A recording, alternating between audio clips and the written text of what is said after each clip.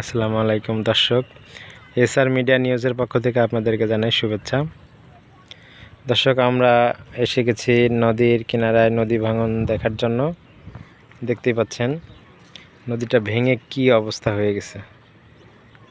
নদীটা ছিল নৌকা যেখানে চলে অত দূরে, ভাঙতে ভাঙতে এই পর্যায়ে এসেছে। দেখতেই পাচ্ছেন যে ভেঙে কি অবস্থা হয়ে গেছে। নতুন ভাঙন শুরু হয়েছে এই কয়েকদিন মাত্র। দেখতে পাচ্ছেন কি অবস্থা, এই যে ফাটল ধরেছে, বড় বড় ফাটল। এই এক একটা ফাটল দেখেন কত দূর পর্যন্ত, দেখতে পাচ্ছেন তো। এত বড় বড় ফাটল থেকে যদি নদী ভাঙনটা হয় তাহলে ভূমি কিভাবে থাকবে, মানুষের ফসলি জমি কিভাবে থাকবে। দেখতে পাচ্ছেন এই যে ফসলি জমি, এই যে দেখতে পাচ্ছেন এখানে পটল হতো, সোনার ফসল হতো। দেখেন যে পটল ধরে আছে, আমি একটু জুম করে দেখানোর চেষ্টা করি। দেখতে পাচ্ছেন এই পটলগুলো ধরে আছে। এভাবে অসংখ্য এরকম সোনার ফসলের জমি এই নদীতে বিলীন হয়ে যাচ্ছে। তো দর্শক, এই ভাঙন রোধে বিদেশি কিছু জাহাজ, ড্রেজিং জাহাজ এখানে নোঙর করা হয়েছে। আমরা এখানে দুজন প্রত্যক্ষ এলাকাবাসী চাচাদের দেখতে পাচ্ছি। আবার ভাঙন শুরু হয়েছে কাকা, না? তো কতদিন ধরে হয়েছে, শুরু হয়েছে এটা? 15 দিন, না? এই পটল ক্ষেত কাদের, আপনাদের নাকি? আমাদের নয়, আমাদের পাশে। ও আচ্ছা, তাহলে এই সরকার কোনো পদক্ষেপ নিচ্ছে না এখানে, মানে কোনো স্থানীয় প্রশাসন? পাথরেও কাজ হচ্ছে না। এবারে কাঁচা মেশিন আছে, তাহলে আবার কাজ হবে কি? না, এই যে বস্তা ফেলছিল এটা, তাতেও কাজ হচ্ছে না, না? দর্শক, আমরা স্থানীয় লোকজনের কাছে শুনতে পেলাম আসলে এখানে যে সরকারিভাবে যে ব্লকগুলো ফেলা হয়েছিল এবং যে বস্তাভর্তি যে মাটি ফেলা হয়েছিল ভাঙন রোধ করার জন্য, তো তাতেও কোনো কাজ হচ্ছে না। তো সেই ক্ষেত্রে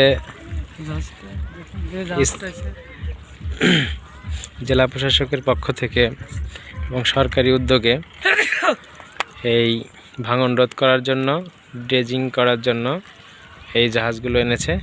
আমরা একটু কাছে গিয়ে দেখি আসলে কিভাবে এই ড্রেজিং পদ্ধতির মাধ্যমে ভাঙন রোধ করবে।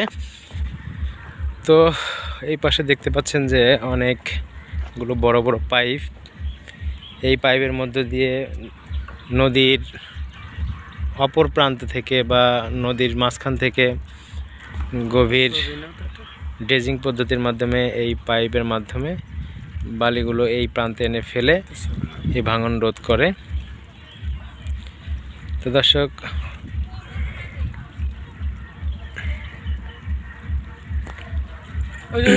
আমরা যেটা আপনাদেরকে জানাতে চাচ্ছি যে সরকার কিন্তু খুব চেষ্টা করছে এই ভাঙন রোধ করার জন্য।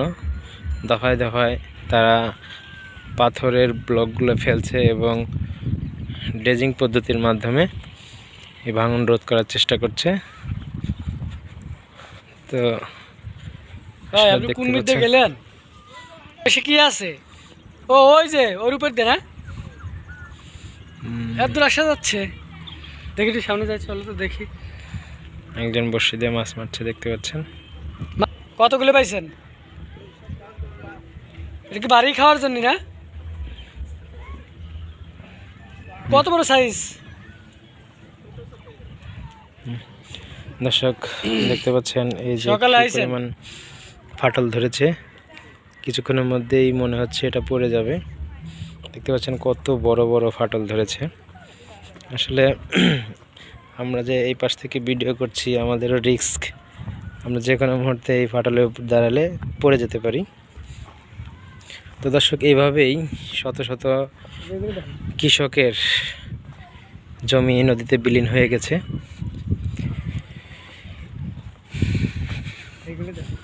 দর্শক, দেখতে পাচ্ছেন সরকার আসলে অনেক পদক্ষেপ নিয়েছে এই ভাঙন রোধ করার জন্য।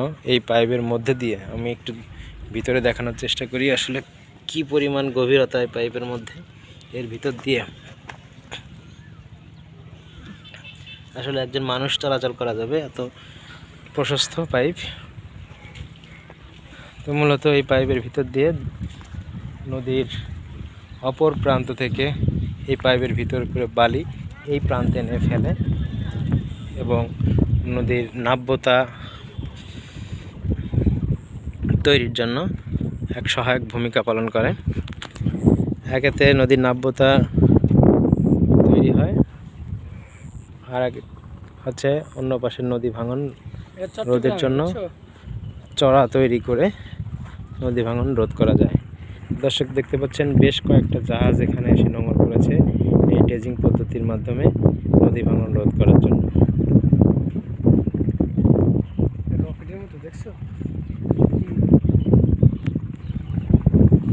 আমি একটু আপনাদেরকে দেখানোর চেষ্টা করছি। আসলে বড় বড় জাহাজগুলো আপনারা লক্ষ্য করছেন যে পানির ভিতরে যে পাইপগুলো ভেসে আছে, মূলত উপরে আমরা যে পাইপগুলো এই যে দেখাইলাম আপনাদেরকে, এই পাইপগুলো দিয়েই আসলে নদীর অনেক দূর দূরান্ত থেকে এই বালি কেটে কেটে এই প্রান্তে আনা হয়। তো দর্শক, আমাদের চ্যানেলকে সাবস্ক্রাইব করবেন, লাইক কমেন্ট শেয়ার করে পাশে থাকবেন, যাতে করে আমরা নতুন নতুন ভিডিও তৈরি করতে উৎসাহিত হই এবং